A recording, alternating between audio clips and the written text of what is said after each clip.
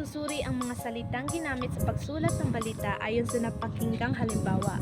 Natutukoy ang datos na kailangan sa paglikha ng sariling ulat, balita batay sa materyal na binasa. Ano ang balita? Ang pinakabuhay ng isang pahayagan.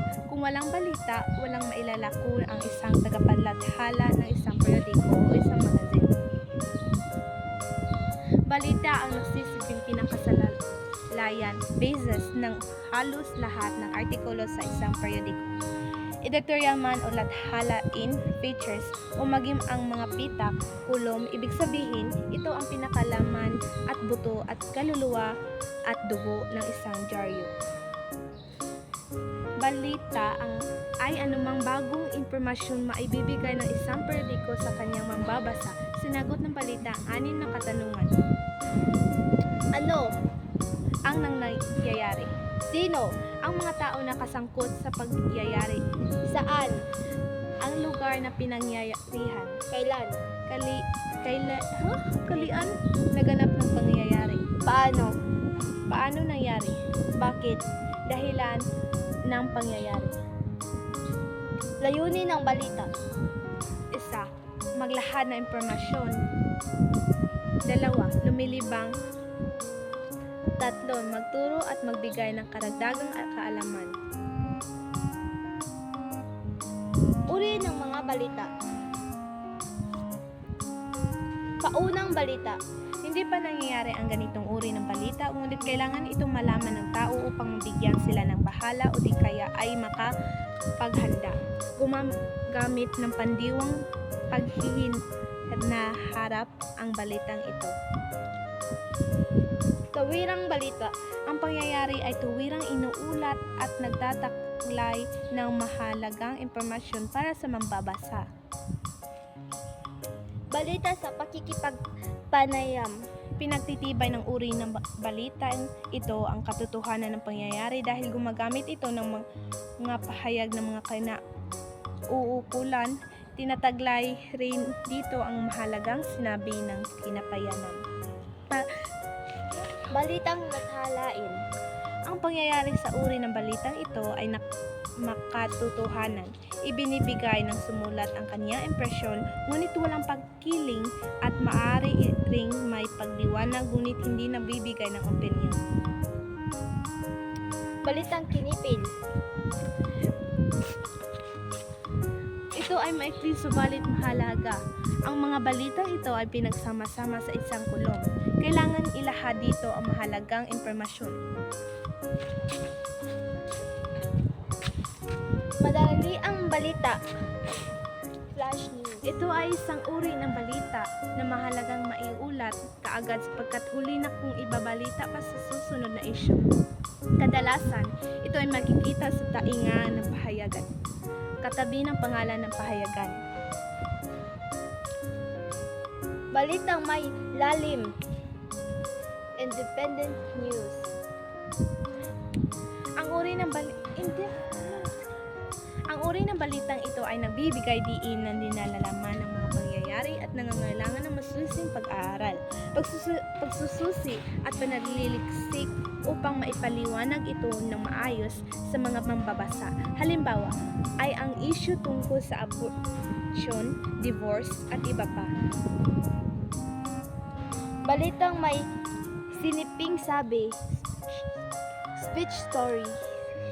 Ang uri ng balitang ito ay nanggaling sa tuwirang pahayag, talumpati, liham o taong panayam. Gumagamit ng batas na pinipi upang matukoy ng mga mambabasa ang siniping sabi ng nagsasalita. Inverted pyramid. Ang inverted pyramid na ito ay pamatnubay, detalye, iba pa. Ang estilong inverted pyramid ay sinasabing pinaka-epektibo gabay para maayos na makapagsulat ng balita. Mga gabay sa pagsusulat ng balita. Itampok sa pamatnubay ang pinakamahalagang pangyari na nakalap. Pangalawa, sikaping maging mabuti. Maging buhay ang pamatnubay sa pamagitan ng pagsisip pagsisimula sa pandiwa. Iwasan ang pagbibigay ng opinyon at pagbibigay ng palagay sa balita. Suriin ang katotohanan at kaayusan ng mga detaling nakalap. Alamin ang istrukturang gagamitin. Gumamit ng maikling pangungusap upang di mabagot ang mga bambasa. Gumamit ng mga simpleng salita na maunawaan ng marami. Isama lamang sa isinusulat ng balita ang halagang pangyayari sapagkat ang Espanyol ng balita ay limitado lamang kung kaya't hindi dapat pahabain. Sumulat ng balita ng ngayon sa interes na mambabasa. Iwasan ang pagligoy-ligoy na pag-uulat upang di lumikha ng pagkalito sa mambabasa. Maging makatotohanan sa pagbabalita. Tandaan, ang lead o pamatnubay ay bahagi ng balita o matatagpuan sa simula at nagtataglay ng mahalagang impormasyon. Mga uri ng mga patnubay. Patnubay ng konbensyonal. Ang uri ng pamatnubay, lead, na ito ay karaniwang ginagamit ng mga mamahayag sa pagkuha ng detalye ng balita. Sinasagot nito ang 6 na katanungang ano, sino, saan, kailan, bakit, at paano. Alinman sa katanungan ito ay maaaring gamitin ng reporter upang maitampok ang mahalagang pangyayari sa ibabalita. Ano? Itinatampok ang sagot na katanungang ito kung mas mahalaga ang pangyayari kaysa sa taong kaugnay ng balita. Sino?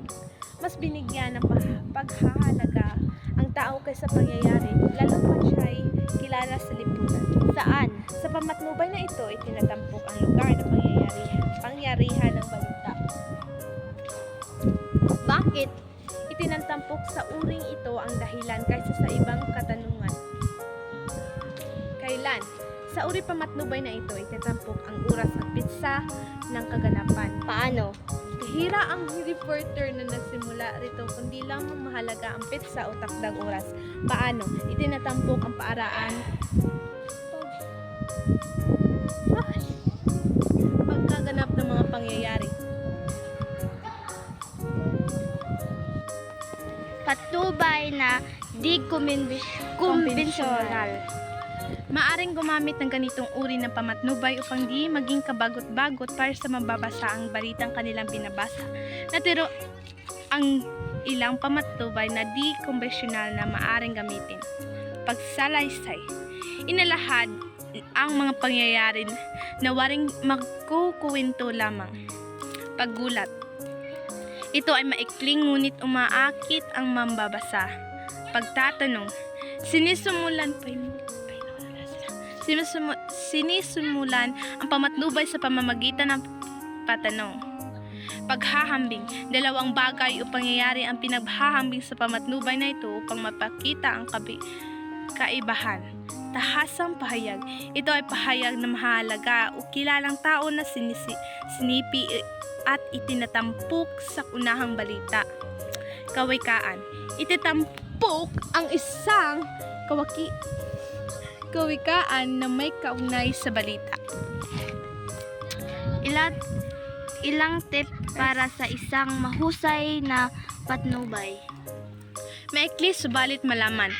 Ideal ang 10 salita lamang na matutukoy na manunulat ang isang salitang magdadala ng buong istorya.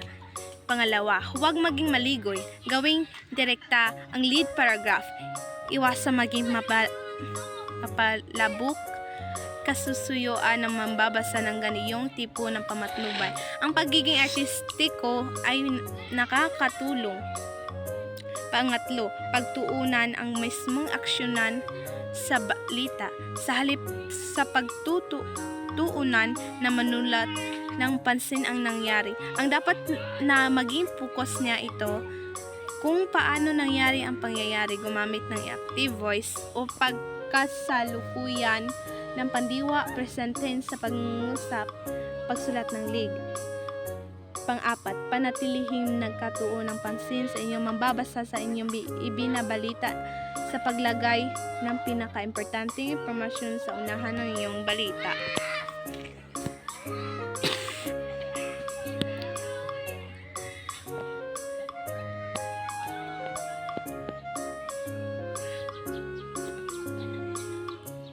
Mga tip para sa mahusay na transisyon sa balita.